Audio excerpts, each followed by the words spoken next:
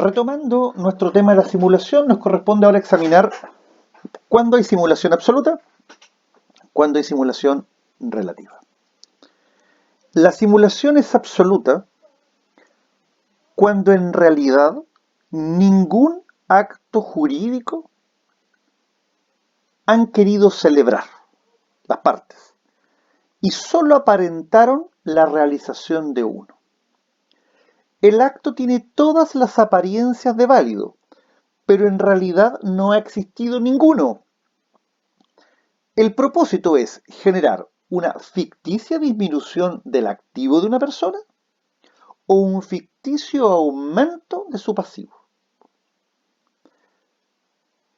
Ejemplo. A ver, les voy a contar un caso. Una persona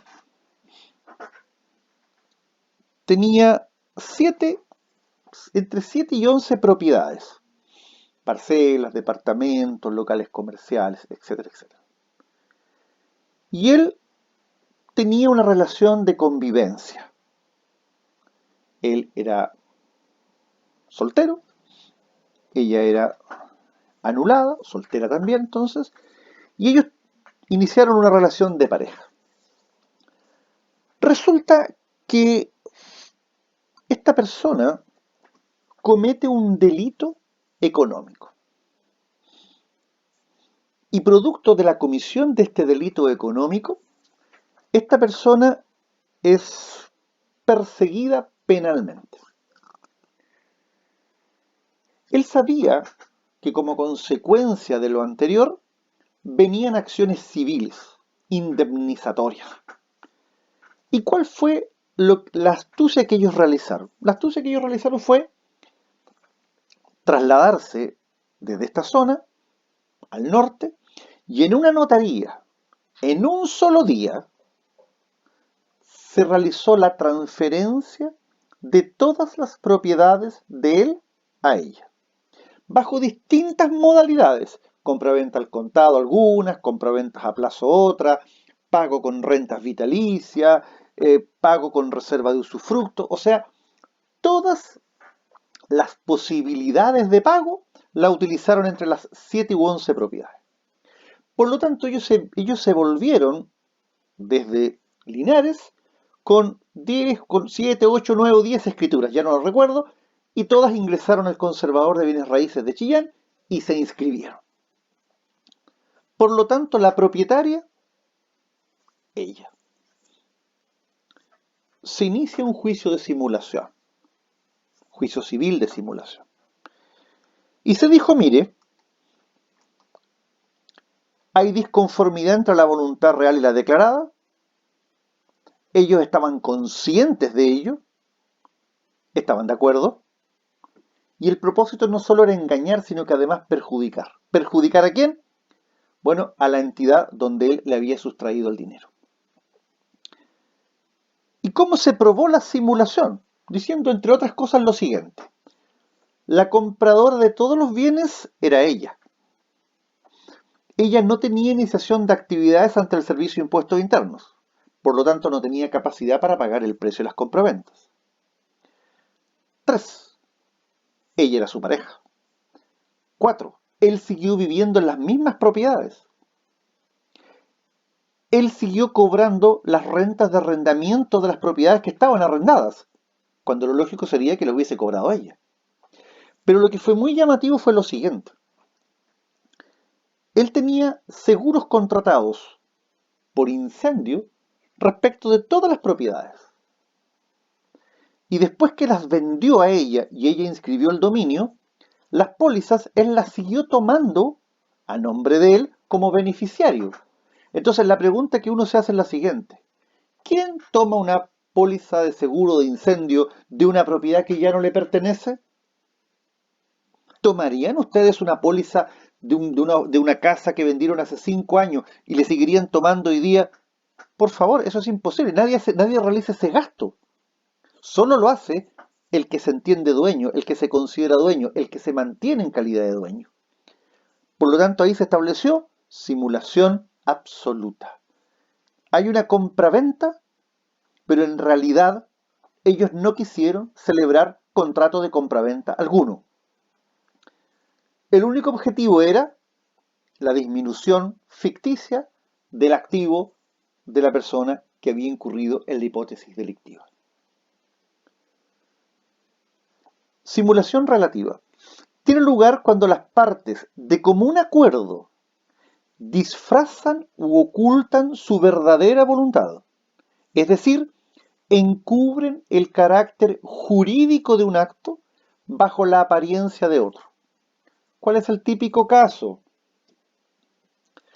Ese abuelito bonachón, ese abuelito querendón, que mañana quiere realizarle a su nieta regalona una donación y le quiere donar 5.000 metros cuadrados para que ella se construya su casa.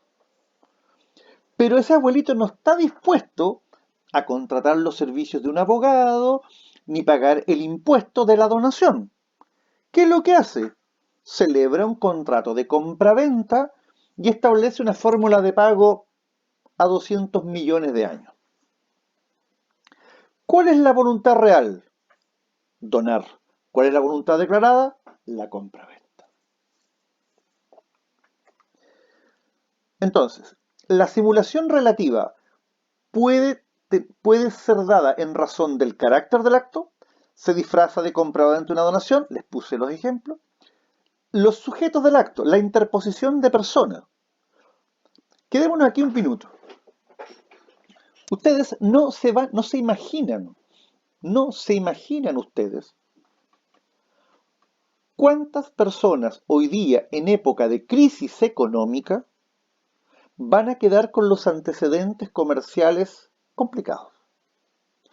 Y si quedan con los antecedentes comerciales complicados, no les quepa la menor duda que ellos van a seguir operativos, pero a través de otras personas. De la mamá, de la hermana, del hermano, del hijo, de la hija, de la cónyuge, de la conviviente civil. Entonces, nosotros vamos a ver a esas personas, pero detrás de ellos está el por todos conocidos. Esto es lo que se conoce como los palos blancos, en el lenguaje más coloquial o vulgar. Y también la simulación puede ser en relación al contenido del acto. Por ejemplo, insertar una cláusula diferente a lo convenido. Por ejemplo, el precio de la compraventa. El precio en la realidad, a ver, esto pasa mucho con los agricultores que tributan en base a renta presunta. Ellos muchas veces no tienen cómo justificar la caja con la cual se compran un campo. El campo les cuesta 400 millones de pesos y ellos solo pueden justificar una caja de 200. Bueno, los otros 200 se pagan por fuera. Por lo tanto, hay una simulación en el precio. El precio es 400 y ponemos solo 200. En la simulación absoluta hay un solo acto, que es ficticio en su totalidad. Nosotros vemos una compraventa, pero en realidad no hay compraventa. En cambio, en la simulación relativa hay dos actos jurídicos. El que vemos y el que no vemos. Está el acto ostensible, simulado o aparente. Y está el acto oculto, disimulado o real. Lo que se ve y lo que no se ve.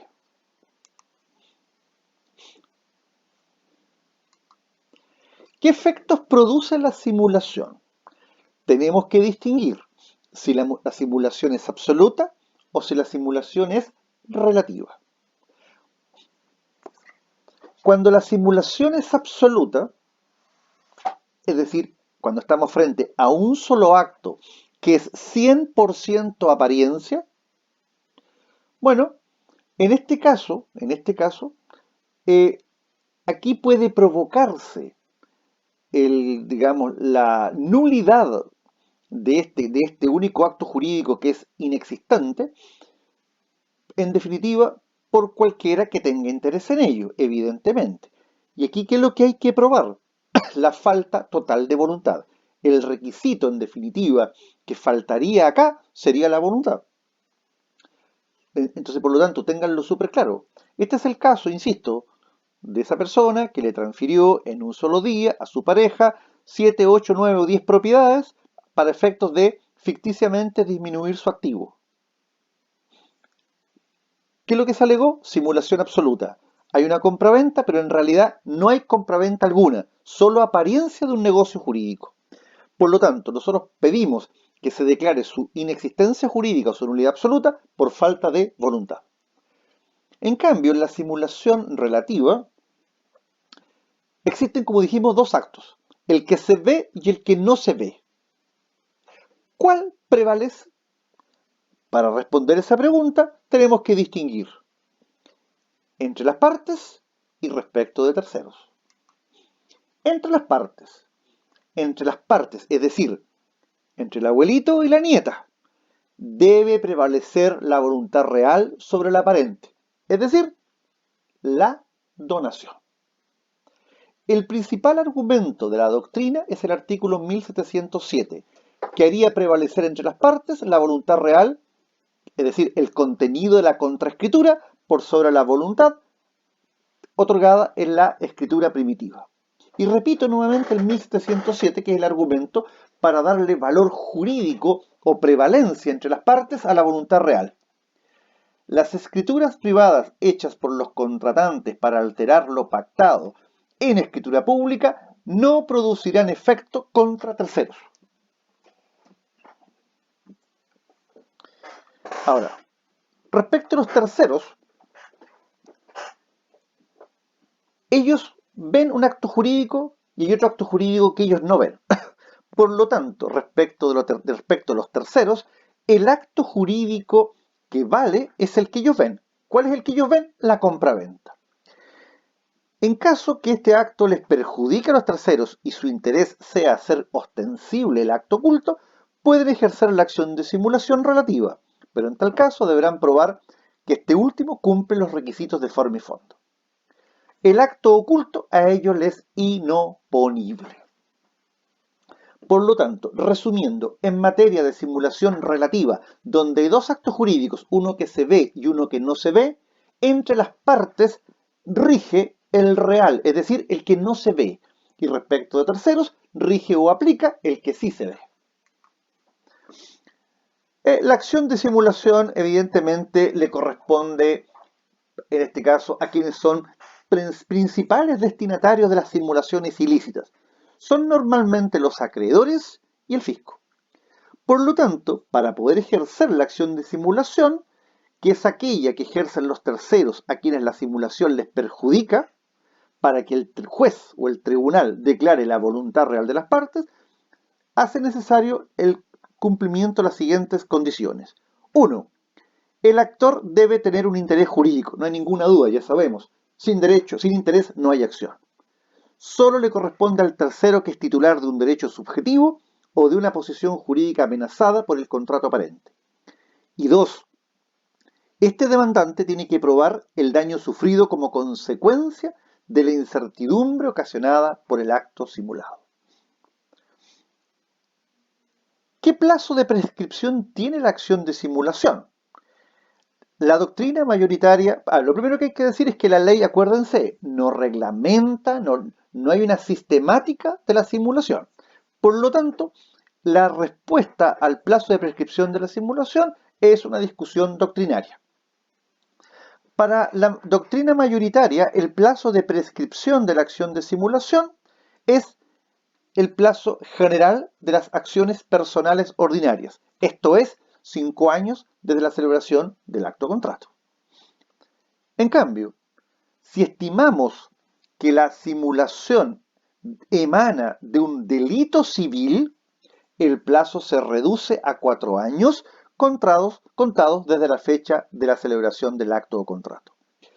Existiendo esta discusión, yo a ustedes los insto para que no vayan a si tienen que ejercer acción de simulación, no esperen el cumplimiento de los plazos, porque se pueden encontrar entre el año 4 y el año 5 que interpongan la demanda y cuidado, puede ser que la contraria y o el juez sean del parecer de que la acción prescribe los 4 años, en cuyo caso estarían perdidos.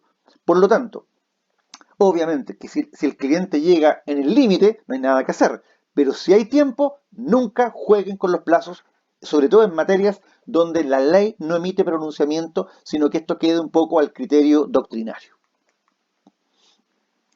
La simulación tiene acción civil y tiene acción penal, porque ustedes en derecho penal van a conocer una figura que es el otorgamiento de contrato simulado en perjuicio de terceros. Es decir, hay una figura típica contenida en el Código Penal que sanciona desde el punto de vista del derecho penal la simulación contractual cuando esta causa perjuicio. Como en otras ocasiones, yo les he adjuntado a las diapositivas la jurisprudencia respectiva. Ahí está, en primer lugar, causa de la simulación, concepto de simulación absoluta y relativa, requisitos de la simulación, finalidad de la simulación ilícita, el perjuicio, la prueba de la simulación. Y lo último que les quiero decir, lo mismo que les señalé para otras materias, aquí cobra aplicación. La prueba de presunciones para acreditar la simulación. En materia de simulación y en general, la valoración de los distintos medios de prueba debe efectuarse algo alejada de la rigurosidad que en algunos ordenamientos impone el sistema de prueba tasada legalmente o de tarifa legal, puesto que aún en estos ordenamientos frecuentemente quedan, por la naturaleza del asunto, márgenes de apreciación prudencial en que el tribunal tiene la oportunidad de morigerar ese rigor. Y se trata precisamente de que lo haga particularmente en un tema como el de autos. Tratándose de una simulación, la prueba de presunciones es elevada a una consideración primordial y de decisiva influencia. Es la única actitud equitativa si se quiere conceder verdaderamente una opción al demandante de llegar a tener éxito. ¿Y por qué les digo esto? Porque en general, en materia de simulación, no hay pruebas directas de que digamos, del concierto entre las partes destinado al engaño. O sea, tendríamos que pinchar los teléfonos, tendríamos que meternos a los computadores, tendríamos que prácticamente andar con grabaciones por todos lados para descubrir cuando la gente se concierta con el objetivo de mañana perjudicar a un tercero. Por eso entonces que lo importante es construir las presunciones, es decir, a partir de hechos conocidos, deducimos un hecho desconocido. Lo que yo les indicaba hace un rato atrás. A ver, esto es como, camina como perro, ladra como perro, es cariñoso como perro, ataca como perro, razona como perro. Solo puede ser un perro. Por lo tanto, cuando esta persona, a ver, ¿qué es lo que dice? Le transfirió todos sus bienes a una sola persona. 2. Le transfirió todos sus bienes a su pareja. Su pareja no tiene iniciación de actividad y no puede justificar los precios. 4. Él sigue siendo el beneficiario de las pólizas de seguro. 5. Él sigue viviendo en la propiedad. 6. Él cobra las rentas de arrendamiento. La única conclusión posible es que él sigue siendo el dueño. Simulación. Bien. Nos queda para concluir nuestro curso las modalidades de los actos jurídicos y la clasificación de los bienes. Por lo tanto, yo calculo que ya nos deberían estar quedando no más allá de unas 10 cápsulas para terminar nuestro programa del semestre. Muchas gracias, hasta luego.